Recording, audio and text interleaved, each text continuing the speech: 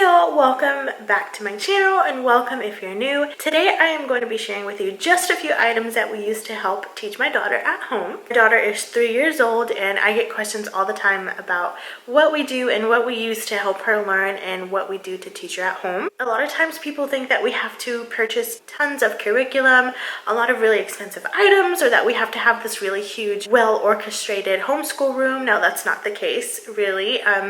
You can do that if you want, but at this age, really, she's only 3, you want to focus on learning through play and having intentional play times and taking advantage of those moments where they are sparking interest in a certain item or in a certain topic. So that's really what we do. It's all led by her.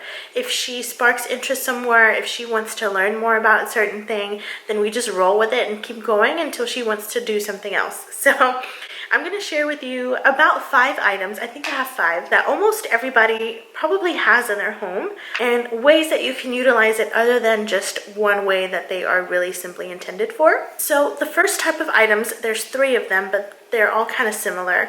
They are puzzles. This is a numbers puzzle. Here are some of the pieces. As you can see, it's a train. So I found this at the Target dollar spot, and my daughter loves trains and she also loves puzzles and she loves numbers. So this was really a win-win all around. You can utilize this for more than just matching the pieces to each coordinating section. If you take a look at it real quick, let me take these off so they don't all fall. So each little section has colors, and where each number is supposed to go, that is how many of each dot that the section has. So for the section where number 1 goes, there's 1 dot. For the little section where number 2 goes, there's 2 dots. So what you can do with these is you can utilize Play-Doh or Skittles or M&Ms, whatever it is that you're using, and match it to the number of dots. Here you put down 2 rolls of Play-Doh. Here you put down 3. And to take it a step further, you can match each color Play-Doh to each little section here.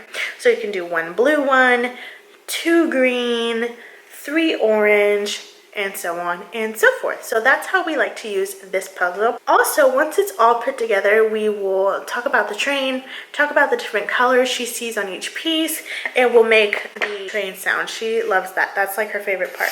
I can hear Olivia waking up for her nap, so I'm going to be quick. This is an alphabet puzzle, and this is pretty much my favorite one to use because the material that the pieces are is hard plastic, so you can get them wet. And what we love to do for the letters is put them in a big container with soap and water, and she takes a little beach shovel, and it's a sensory bin essentially, and she scoops out all of the letters, and we talk about what letter she scooped out, the word that goes with that letter. So like apple goes with A, banana goes with B, things of that nature. You can also do with these puzzles is group them into each color. So there's several different colors in this puzzle, and we'll take all of the orange letters, we'll take all of the yellow letters, all the blue ones, all the green, and we'll put down the letters of each color that we're doing down. So all of the orange letters, we'll put them down and we'll talk about what letter it is. Again, we'll talk about a word that goes with that letter. And most recently what we've been doing is talking about the phonetic sounds, which in the long run will help them learn how to read. I will link some videos down below that helped me learn the phonetic sounds.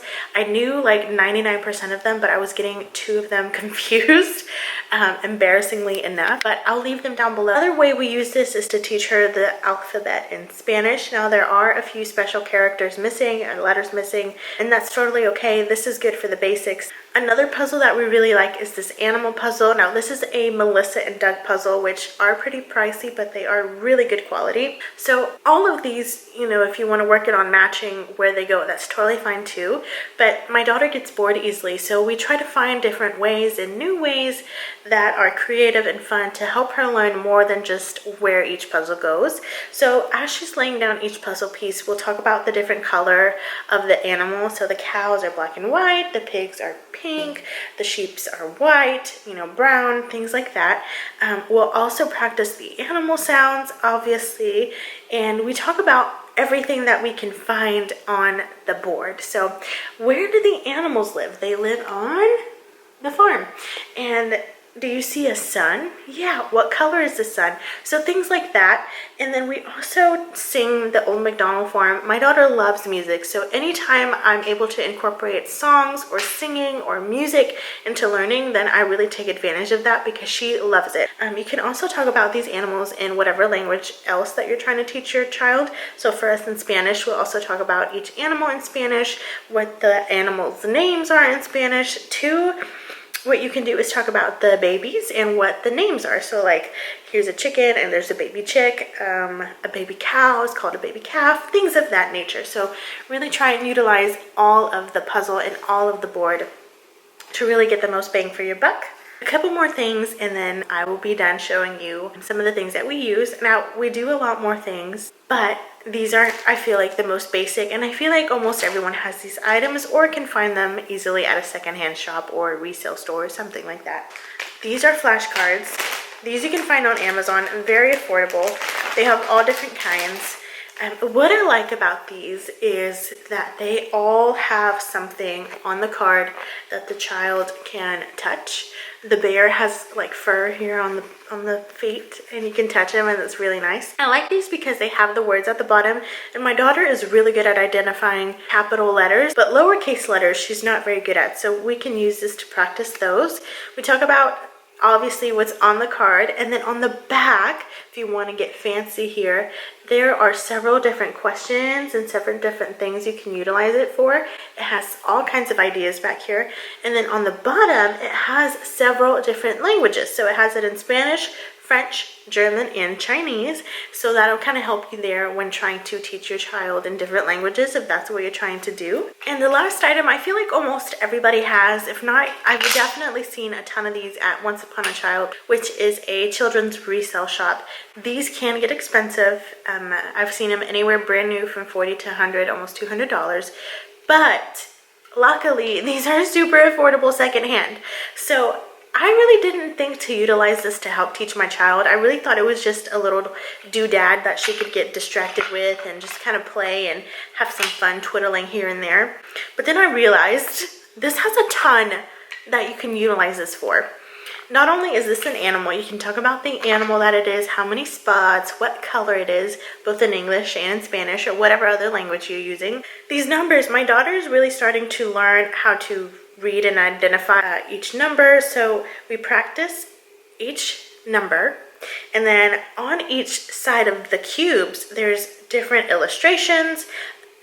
Each illustration is coordinating with how many the number is. So there's 2 cows, there's 3 dogs, there's 4 chickens, things like that. And then it has another cube that has just one big illustration on it, and you can talk about, well, what color they are, what noises they make, what they eat. A lot of things for children is not only learning through play, but repetition. You really, like, especially when it comes to learning how to talk and learning how to identify letters and numbers, it's all about repetition. So for you, it might sound redundant and it might sound repetitive. Really the best way I found for children to learn is by repetition. So there's numbers 1 through 10.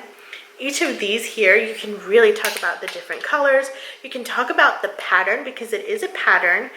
You can talk about each shape and what it is. So like a butterfly, a bead, a flower. You can talk about the colors that they are, both in English and in Spanish. And this is probably my favorite part because my daughter, she's actually learning how to add simple math. So she actually was like, oh, look, mommy, 1 balloon and 1 balloon. There's 2 balloons and like 3 cubes and 2 cubes. And she'll count them out and it's like, there's 5 cubes. So this can help more take it to the next level. You can also take time each day to work on counting by however many you want to count. So you can do, each week you can count to 5 and then just kind of let them play with the rest of them. And then the next week you can add on 5 more or add on 1 more, however, which way you want to do it, which is the beauty of homeschooling. Like, you have the freedom to do it however you like and however your child does as well. I really like to focus on child-led learning because I feel like the more you try to enforce something, the more reluctant they tend to be sometimes. So You can work on addition, you can work on the colors, and then you can try to get creative and ask them to show you, like, show me 2 red beads and then 4 of the yellow one and 1 green one, and then try to add those up. All fun and play.